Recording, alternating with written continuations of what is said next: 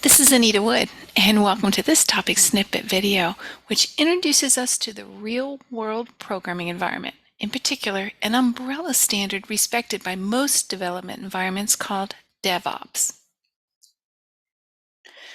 When we've discussed real-world software development methodologies, we frequently use the Wayback Machine and talked about the way things used to be. For many years, software development was anything but streamlined and efficient. Processes were siloed, leading to bottlenecks, costly delays, while security was at best an afterthought.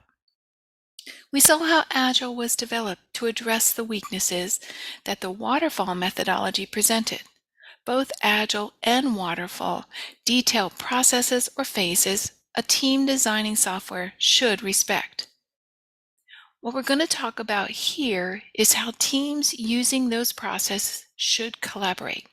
This collaboration was detailed and discussed in Agile, but if you study Scrum in depth, you're going to learn even more details about how the teams work together.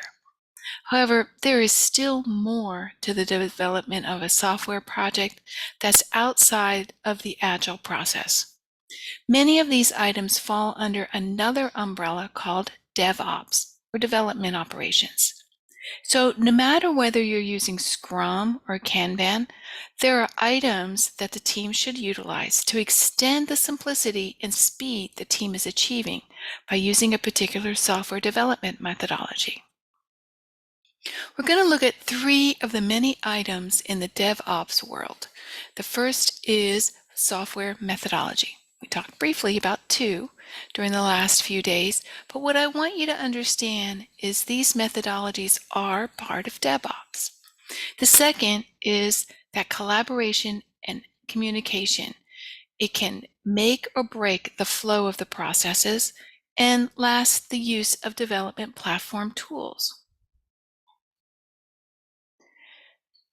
Again, Waterfall and Agile are 2 examples of software methodologies.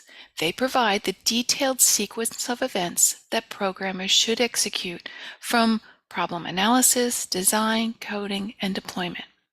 Having such a process in place is critical, and so much so it's fallen under the newest umbrella, DevOps.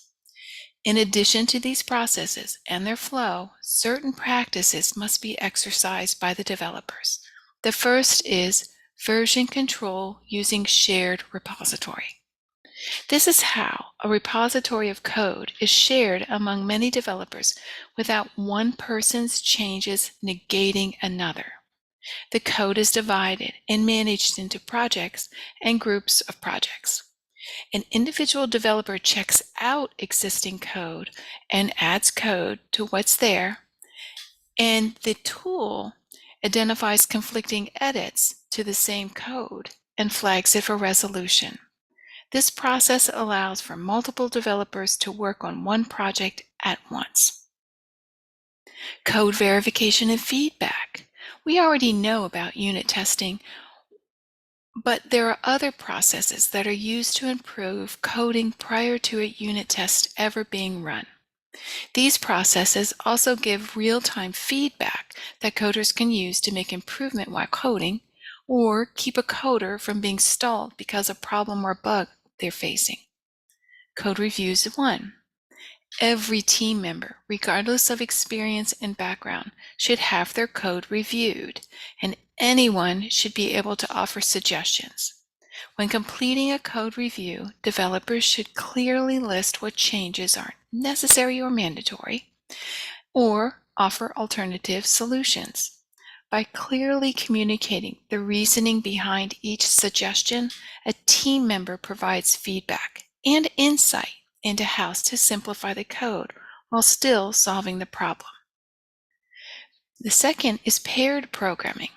Developers are coding in tandem, and this allows coders to learn from each other and pair in a mutual beneficial exercise.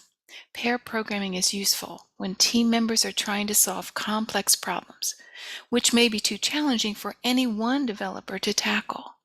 Senior developers can teach junior developers new skills, while more experienced team members can strengthen their knowledge through the process of educating others.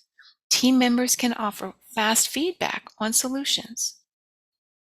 Documentation is listed here. Although sometimes overlooked, documentation is invaluable. Remember, even Agile states that we should value working software over exhaustive documentation, but it didn't state documentation can be ignored.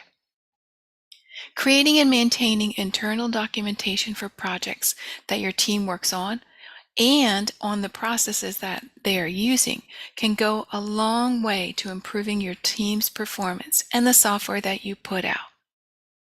Think of documentation as the single source of truth. The crux of documentation is making it universally available to every contributor, including all the interactions, and this availability should be represented that it is a single source of truth, so that there aren't multiple incomplete copies of information floating around.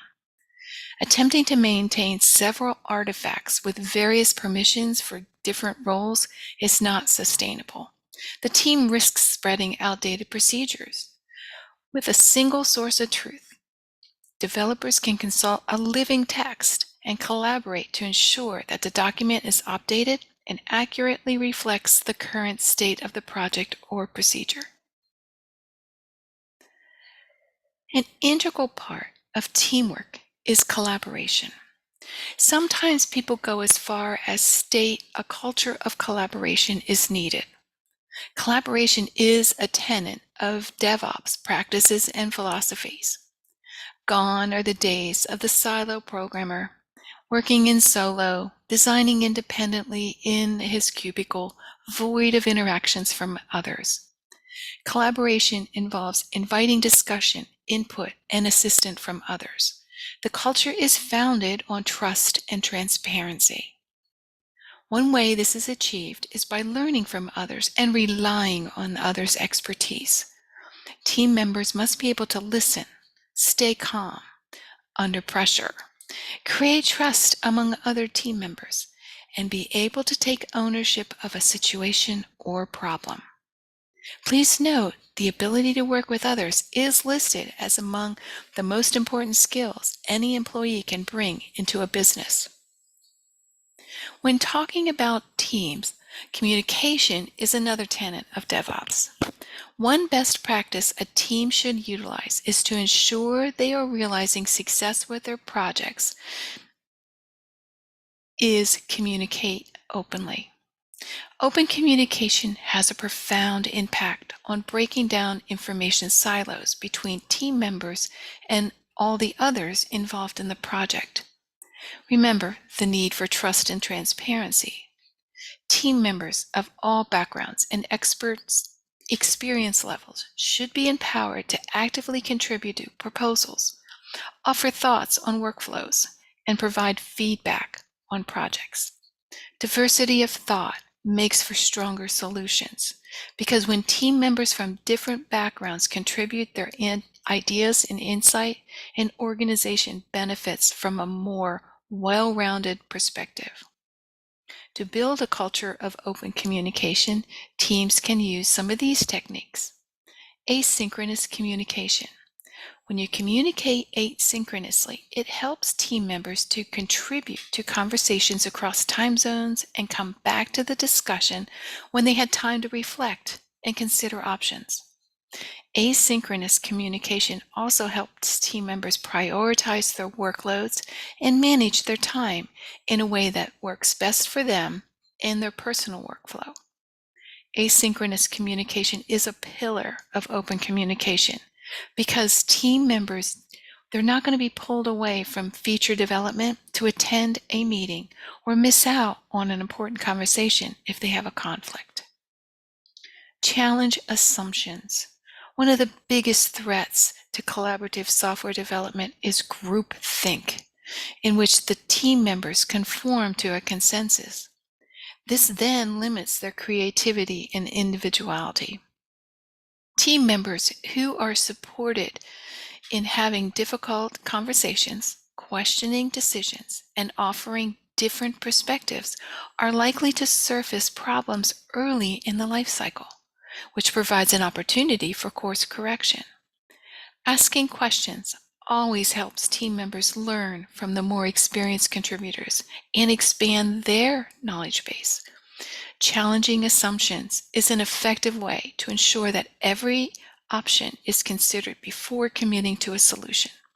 Team members can work together to investigate ideas and determine that a proposal is the most appropriate path forward. Retrospectives. Sharing frustrations with team members can be an uncomfortable experience. So having a dedicated time focused on challenges that is a simple way to commit to open communication.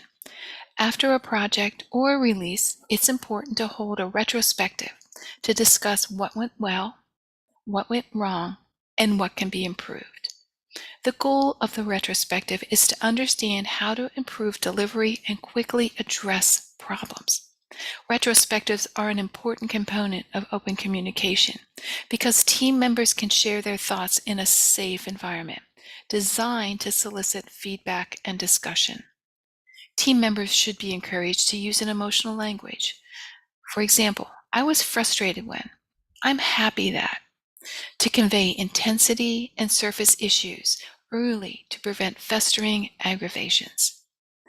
Each retrospective should have a clear agenda to set expectations for the conversation and to end the retrospective with a clear action plan.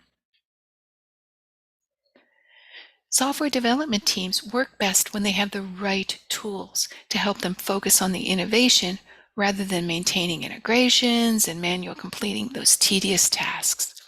DevOps tooling should bring teams together across the entire development lifecycle so that developers, QA people, security professionals, project managers, designers, team leads can collaborate and have visibility into the projects and the progress. Using the right tool helps teams resolve roadblocks, maintain version control, and ultimately increase productivity. So the tools, when they're selected, that help teams, they should include automation. Integrating automation into the workflow decreases the likelihood of human error and the amount of time spent on mundane tasks that pull the developer's focus away from delivering business and customer value. When developers have to complete those manual activities, they have less time to dedicate on feature development. Automation also completes tasks that may otherwise be forgotten in the flurry of a release, from things like balancing user loads to scheduling security tests. Security is a second feature that should be included, and it's one of the many shared responsibilities that every contributor to the development lifecycle should consider, but it remains one of the biggest bottlenecks in software releases. Finding bugs, fixing vulnerabilities can be challenging when problems aren't spotted until the end of the development lifecycle. Developers have to revisit code that they may have not touched for months, struggling to familiarize themselves with past code and remediate vulnerabilities before release. According to security professionals, developers don't find vulnerabilities early enough in development. So selecting a tool that includes robust security testing, it's going to help speed up releases and ship higher quality and more secure code. Finally is project management. Features that help teams plan releases help increase visibility, keep projects on track, and identify the stakeholders that need to be involved. Project management features can take many forms, including the Kanban boards, Scrum burndown charts, issues, or even something called epics. Taking time to scope projects appropriately helps the team understand requirements before developing, so team members can collaborate with each other to narrow the focus of the project to develop more iteratively.